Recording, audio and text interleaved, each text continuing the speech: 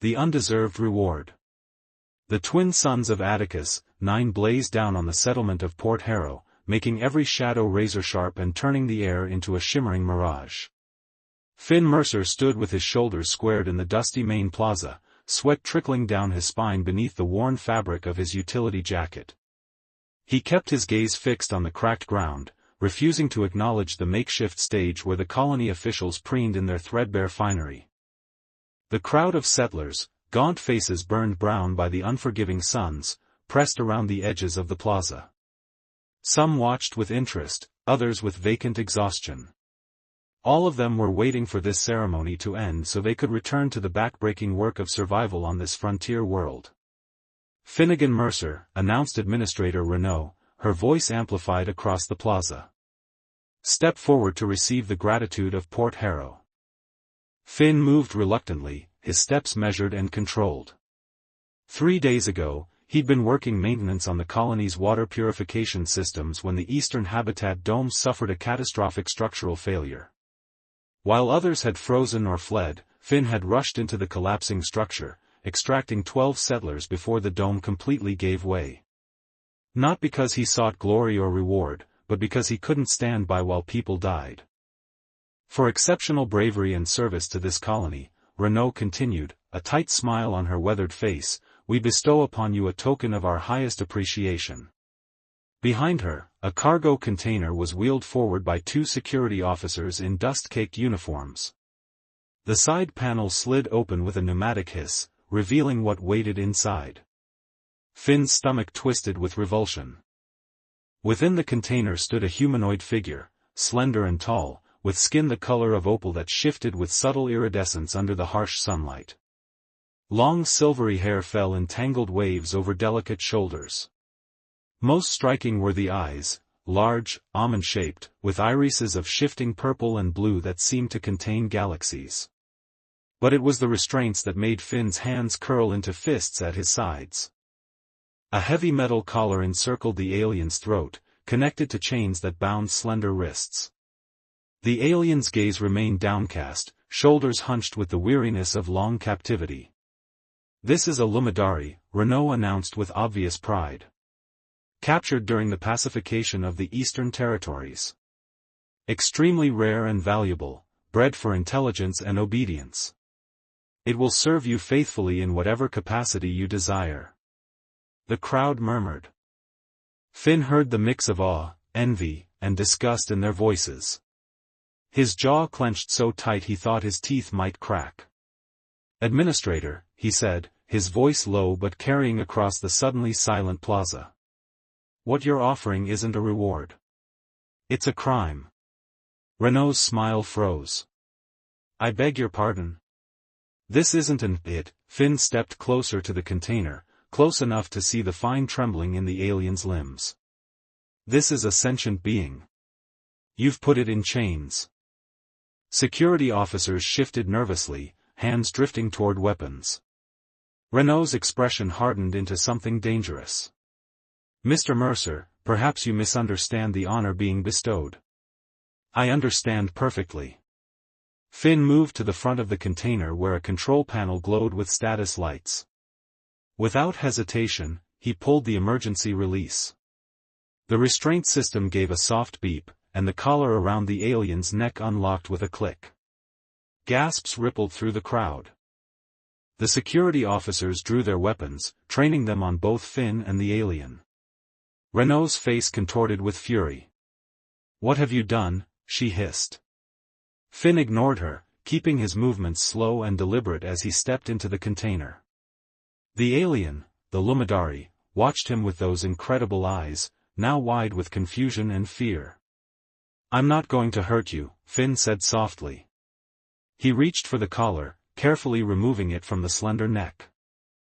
Angry red marks showed where it had chafed the opalescent skin. No one should be in chains. Not here. Not anywhere. For a long moment, the Luminari remained perfectly still, as if expecting a trap. Then, with trembling hands, Finn realized somehow, knowing the gender was feminine, reached up to touch her bare neck, feeling the absence of the metal that had bound her. Step away from the alien, Mercer, ordered one of the security officers, his voice tight with tension. This is colony property. She's not property, Finn replied without looking away from the Luminari's face. She's a person. What happened next caught everyone by surprise, Finn included. The Luminari surged forward, but not to escape or attack. Instead, she wrapped her arms around Finn in an embrace so fierce and desperate it nearly knocked him backward. Her face pressed against his chest, her entire body trembling. Finn froze for a heartbeat, then gently returned the embrace, one hand coming up to protectively cradle the back of her head. He felt the tension in the air, knew the security officers were moments from doing something stupid. "Fire on me," he said loudly enough for everyone to hear, "and you'll have to explain to the entire colony why you shot their hero." The words hung in the air. Finn could see the calculations running behind Renault's eyes, the bad optics, the potential unrest. Port Harrow was a powder keg of resentment and hardship already. "Let them go," Renault finally ordered, her voice cold with fury. "Mercer has made his choice. Cut off his rations and credentials. He's no longer welcome in this colony." The Luminari still clung to Finn, her face hidden against his jacket. He could feel her heartbeat, rapid and alien but unmistakably alive. "Come on," he murmured to her. "Let's get out of here before they change their minds." With one arm still protectively around the Luminari's shoulders, Finn guided her down from the container. The crowd parted silently, some faces hostile, others sympathetic, most simply shocked. He headed straight for his quarters. He needed to grab supplies quickly before Renault locked him out of the system entirely. As they moved through the narrow streets of Port Harrow, Finn felt the weight of what he'd just done settling on his shoulders. He'd thrown away safety, security, everything, for a stranger from another world. Yet somehow, it was the first decision in years that felt completely right. The Luminari kept pace with him, her movements gaining steadiness with each step away from the plaza. When they reached the relative privacy of a maintenance corridor, she finally spoke, her voice musical and accented but perfectly understandable. "Why?" she asked, those galaxy eyes searching his face. "Why would you sacrifice everything for me?" Finn paused, considering his answer carefully. "Because there are lines you don't cross," he said finally. "Putting chains on people, any people, is one of them. And I've watched too many lines get crossed on this planet already." She studied him with an intensity that made him feel as though she could see straight through him. Then she touched the center of her chest with slender fingers. "I am Nalara," she said. "Of the House of Eternal Light." "Finn Mercer," he replied. "Former maintenance technician. Currently." He glanced around at their surroundings with a grim smile, unemployed. "You are hunted now," Nalara said, not a question but a statement of fact. "Probably," Finn acknowledged. "We need to move fast. Grab what we can and get beyond the colony perimeter." "Where will we go?" The question was simple, but the implications vast. This harsh planet offered little forgiveness to those without shelter. Finn thought of the terrain beyond Port Harrow, unforgiving badland stretching for hundreds of miles, punctuated by deep canyons and the mysterious ruins that had drawn human settlers in the first place. "I know places," he said with more confidence than he felt. "Places they won't follow." Nalara nodded, accepting his words with a trust that humbled him. The chains were gone from her wrists, but Finn knew they were not truly free, not yet. Renault and her security forces wouldn't let such valuable property simply walk away. As they hurried toward his quarters, Finn tried not to think about how spectacularly he had just upended his life. Instead, he focused on what mattered. Beside him walked a being who had known captivity and now knew freedom. Whatever came next, that single fact made everything worthwhile. The distant wail of security alarms began to echo through the streets. Their time was running out. "How fast can you run?" Finn asked, already calculating escape routes in his head. Nalara's lips curved in a slight smile, the first he had seen on her face. "Faster than you might expect," she replied. For the first time since the dome collapse 3 days ago, Finn felt something like hope stir in his chest. They had a chance, slim, perhaps, but real. "Then let's disappear," he said. Together, they moved deeper into the shadows of Port Harrow, two fugitives united by an act of defiance that would change both their worlds forever. Breaking chains. The door to Finn's quarters slid open with a reluctant groan as he pressed his palm against the entry panel. He knew his access would be revoked within minutes. Renault's efficiency was legendary when it came to punishing dissidents. "We have 3 minutes," he told Nalara as they slipped inside the cramped living space. "Maybe less." The room was Spartan, a narrow bed, a small table with one chair, and a storage locker embedded in the wall. Finn had never accumulated many possessions in his years at Port Harrow. Now, that minimalism would serve him well. Nalara stood just inside the doorway, her luminescent skin casting subtle patterns on the metal walls. Her eyes darted around the small space, taking in every detail with remarkable focus. "The humans who held me lived in luxury while others suffered," she observed quietly. "You do not." "No time for philosophy," Finn replied, though her assessment struck a chord. He yanked open the storage locker and grabbed his emergency pack, always kept ready, a habit from years of traveling dangerous territories. He tossed in additional water purification tablets, a portable solar charger, and his medical kit. From beneath his bed, he retrieved a hidden compartment containing a compact plasma pistol, officially prohibited for non-security personnel, but Finn had learned long ago that official rules meant little on the frontier. "Can you use this?" he asked, holding up a utility knife. Nalara approached, examining the blade with careful fingers. "Yes," she said simply, tucking it into the folds of her tattered clothing. A piercing beep from the door panel signaled the beginning of a security override. Their time had run out. "Back door," Finn said, pointing to a maintenance hatch partially concealed by his bed. Few colonists knew about the network of access tunnels that ran throughout Port Harrow's infrastructure, a benefit of Finn's years working maintenance. He pushed the bed aside and wrenched open the hatch. Stale air wafted up from the dark passage below. "This leads to the water treatment plant," he explained. "From there, we can exit through the intake pipes." The door panel flashed red as the security override progressed. 60 seconds at most. Nalara moved with surprising grace, slipping through the hatch without hesitation. Finn passed the emergency pack down to her, then followed, pulling the hatch closed behind them just as the quarters door slid open.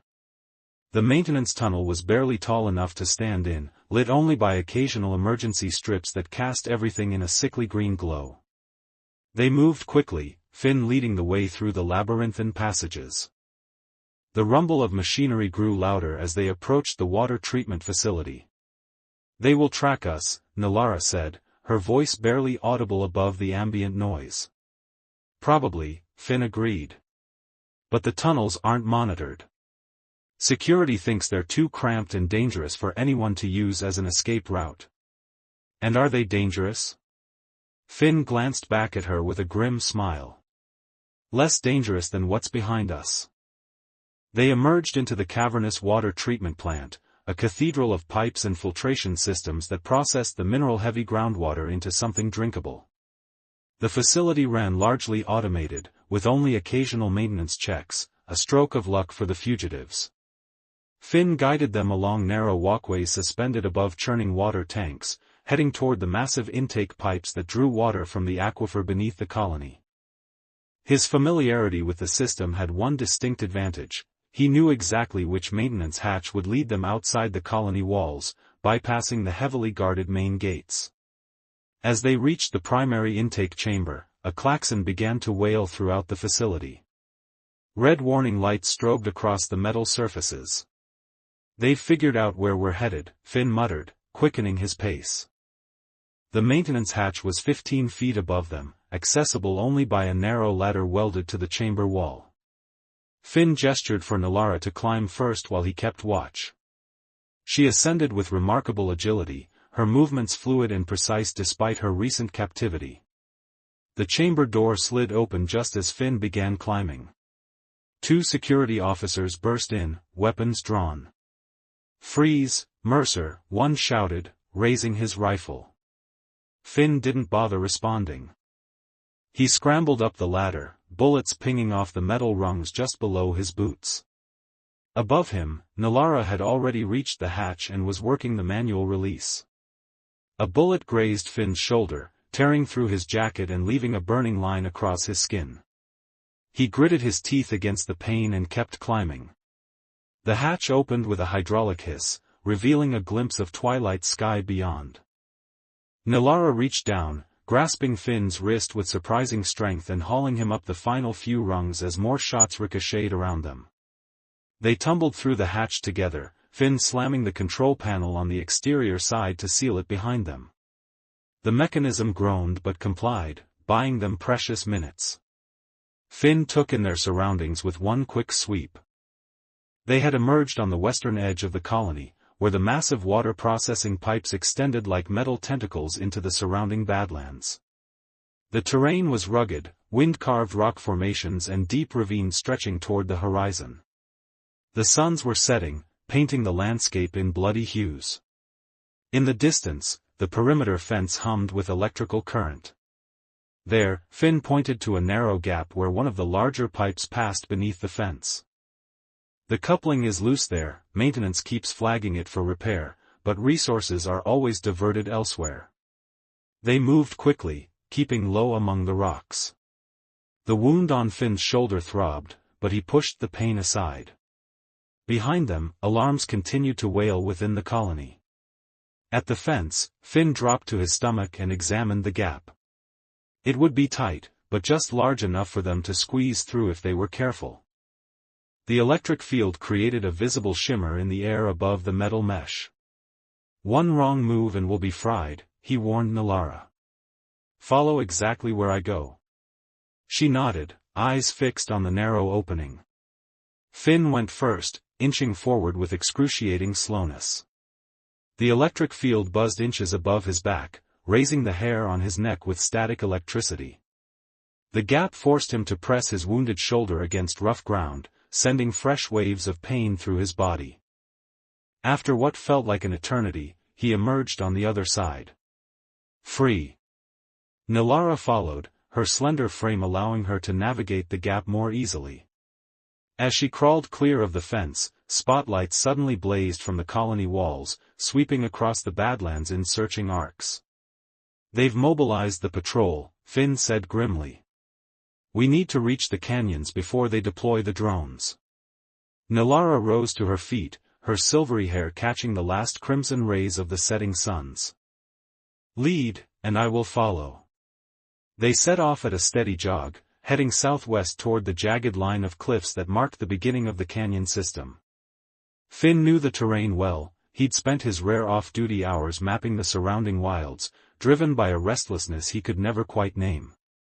Now, that knowledge might save their lives. The twin suns sank below the horizon, plunging the badlands into deepening twilight. Stars emerged in the vast sky above, constellations unfamiliar to Earth-born eyes but comforting in their constancy. The air grew rapidly colder, a typical feature of this world's dramatic temperature variations. Finn glanced at Nalara as they ran. Her thin garments offered little protection against the encroaching chill, yet she showed no signs of discomfort. Her focus remained absolute, her breathing controlled despite their pace. "The canyons are just ahead," Finn said between breaths. "There are caves in the lower levels, we can hide there for the night." A distant whine cut through the still air, mechanical and growing louder. "Drones! Run!" Finn urged, abandoning caution for speed. They sprinted across the open ground, the sound of pursuit growing louder with each passing second. The mouth of the canyon loomed before them, a dark gash in the red rock. As they plunged into the shadow of the cliffs, a spotlight from the lead drone swept over the ground where they had stood moments before. Finn pulled Nalara into a narrow crevice as the drone passed overhead, its sensors searching for heat signatures. They pressed against the cold stone, barely breathing, as the machine hovered nearby. After an agonizing minute, it moved on, continuing its search pattern deeper into the canyon. "We need to go down, not forward," Finn whispered. "The deeper caves will mask our heat signatures." He led the way down a treacherous path, half climbing, half sliding down the canyon wall. Ancient handholds carved into the rock suggested they weren't the first to seek refuge in these depths. As they descended into the darkness, the sounds of pursuit grew more distant. The temperature dropped further, their breath clouding in the cold air. Finn activated a small light from his pack, illuminating a narrow passage between towering rock walls. There, he pointed to a dark opening barely visible in the shadowed rock face. "That leads to a cave system I've explored before. It'll be safe for tonight." The cave entrance was narrow but opened into a larger chamber beyond. Finn's light revealed smooth walls carved with strange geometric patterns, remnants of the civilization that had inhabited this world long before humans arrived. "We can rest here," Finn said, setting down his pack and examining his injured shoulder. The bleeding had stopped, but the wound needed cleaning. Nilara moved to the far wall, tracing the ancient carvings with gentle fingers. "Luminary glyphs," she murmured, surprise evident in her voice. "You can read them?" Finn asked, digging through his pack for the medical kit. "Some," she replied, continuing to trace the patterns. "They speak of a great journey across stars. My people, my ancestors, they were here." Finn paused, watching her reconnect with this unexpected piece of her heritage. The moment felt intimate, almost sacred. "You're wound," Nilara said suddenly, turning from the wall. "It requires attention." Before Finn could protest, she knelt beside him and carefully helped remove his jacket. The graze looked worse than it felt, an angry red furrow across his shoulder.